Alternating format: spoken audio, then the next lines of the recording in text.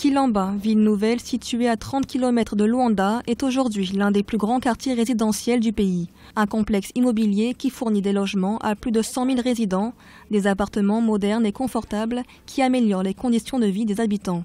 Comme la famille Santos qui bénéficie d'un logement de 120 mètres carrés avec eau courante et électricité, dans un pays où le taux d'électrification en zone rurale est d'environ 8%.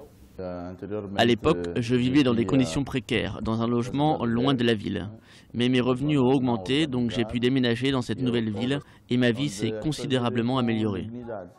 La ville nouvelle de Kilamba, inaugurée en 2011, était à l'origine une promesse de campagne de l'ancien président angolais, José Eduardo dos Santos.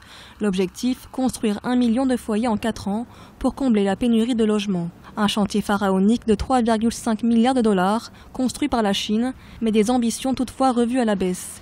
Pendant plus d'1 an, les logements de cette ville nouvelle sont restés inoccupés. Lorsque les premiers appartements, les premiers immeubles ont été livrés, l'offre n'a pas correspondu à la demande.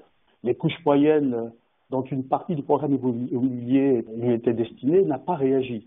Et puis la partie des programmes sociaux, elle bien évidemment a subi le même sort. Les populations pauvres, par manque de moyens, vu le niveau d'acquisition et même de location, elle n'a pas pu.